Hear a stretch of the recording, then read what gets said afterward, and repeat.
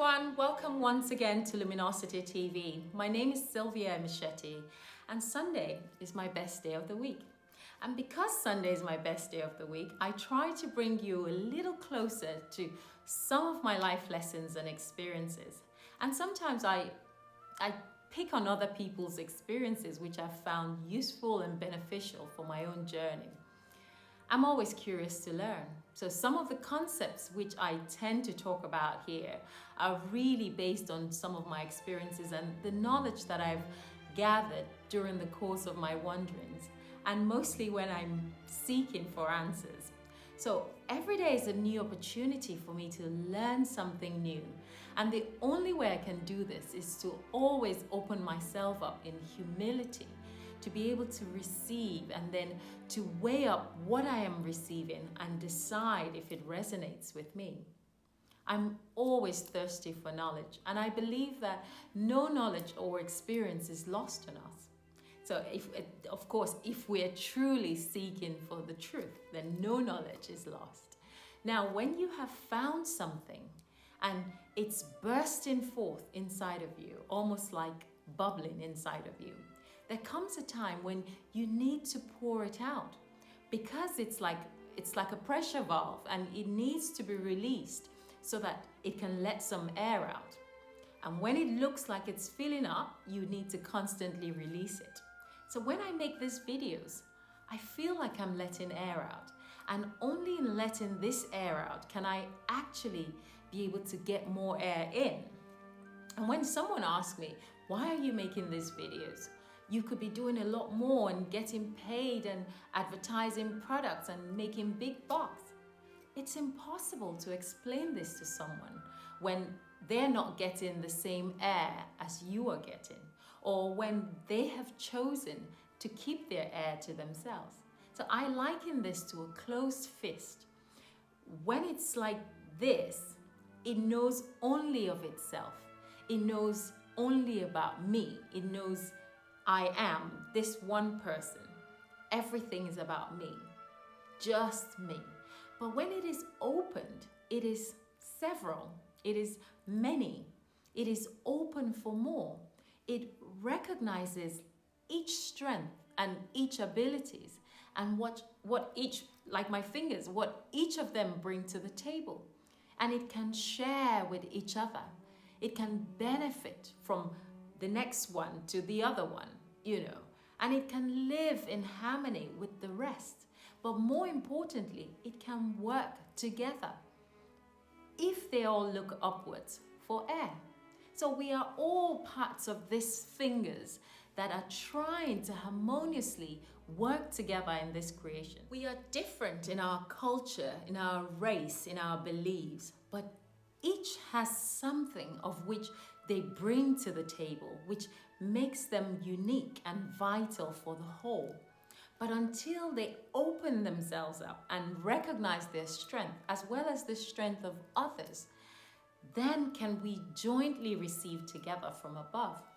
So don't be a closed fist that has no room for receiving. Be that finger that is ready to see others and work with them to receive. If we think like this, we are well on our way to creating a more beautiful world. So for me, I do what I do because I'm that little finger amongst all the giants of fingers, recognizing my little gifts and my little strength by opening myself up in humility to be able to receive more, but not before I put out my own contribution into the world. Because only by opening myself up to give do I get any in return. When I talk about giving, most people think that you mean giving money and worldly things, but that would mean that those who don't have any means of giving money are excluded from the possibility of giving. What will they give if they don't have any for themselves? But no, giving means giving of yourself, giving beyond yourself, giving of your being, your nature, your radiant essence that you carry deep within you, that of being of service and in service to others, even in the smallest possible ways. Don't wait to do only the things that will get you paid Don't let all of your activities be what you can get in return. Some people say, if it doesn't make dollar, it doesn't make sense. But your reward is far more.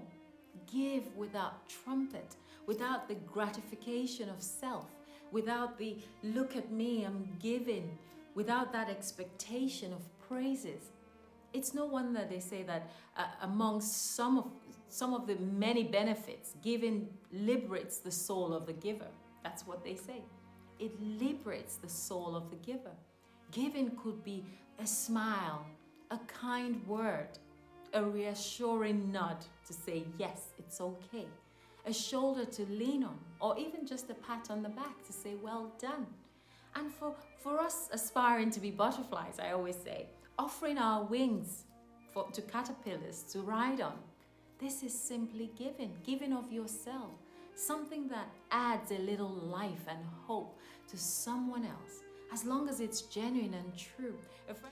A friend of mine came to stay with me for a few days from Nigeria, and when we go for walks through the estate where I live, she'll say, what is it about you people in the UK always flashing a quick smile when you walk past somebody? It's just so fake.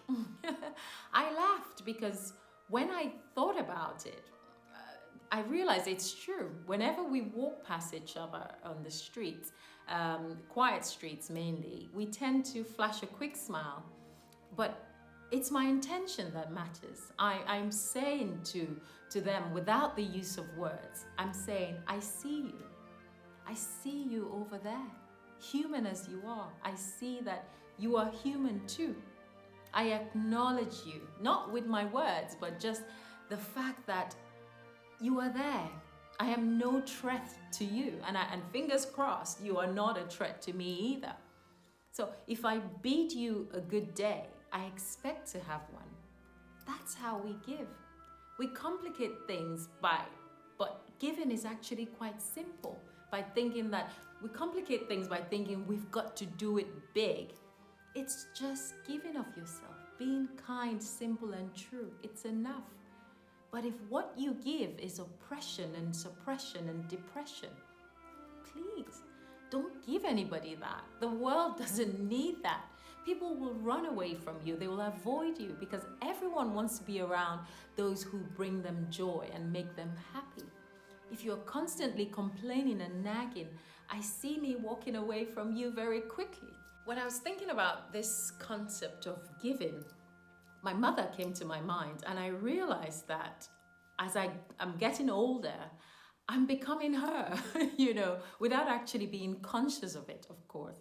I think I would describe her as one of those people that you would say, I don't like trouble kind of people, and that has become me. All of my life, I cannot remember anyone that showed me an example of how to give of themselves through their very being, like my mother. She is calm, serene, and gentle, but oh so full of life. When people say full of life, they think bubbly and jumping and, just pacing around in frivolity, but full of life in a quiet conviction and fulfillment of which I always wanted to emulate as a kid.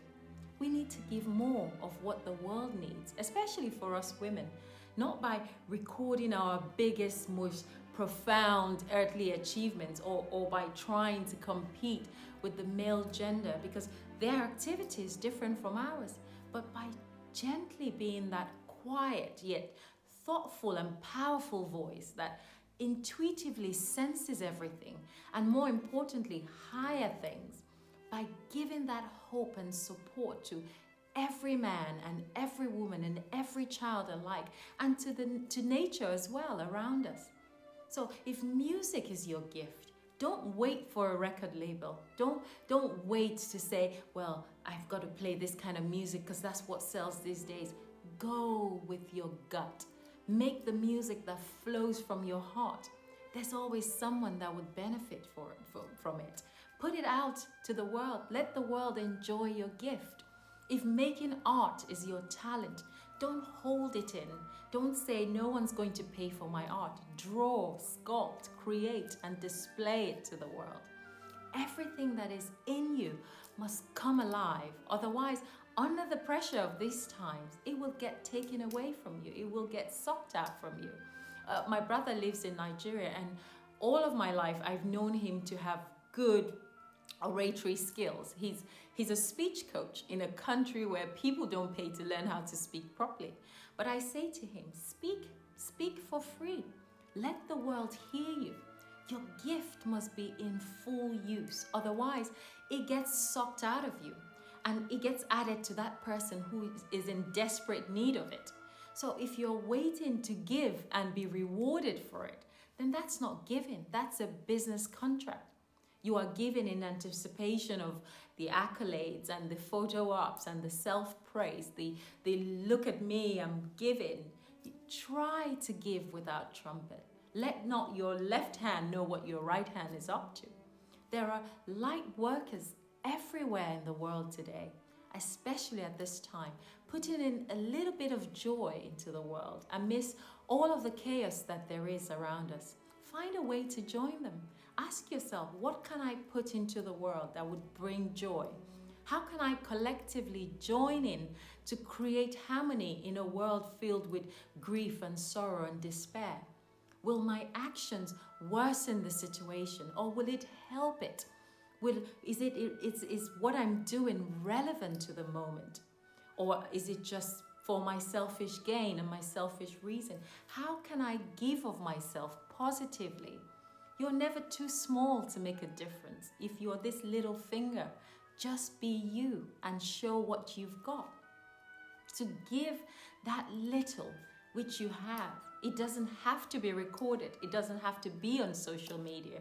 People always think they have to show the world what they're doing. That's vanity and ego. Your true self is in that moment where there are no cameras, no lighting, no action. When you've been stripped off the makeup and all the externals, what's left inside? In that quiet moment, that's what you are. So to love thy neighbor is simply through the kind consideration and respect that you voluntarily offer him. He doesn't have to demand it. The love, the help, the kind gesture, all of which uplifts him and helps him to better his environment and better himself. That is true giving. Giving of yourself. That's what you need to do, a bit of yourself. You need no money or donations or charity for that. And spiritually, you can be giving so much more to others without spending a penny. So until next time on Luminosity TV, just give. Bye-bye.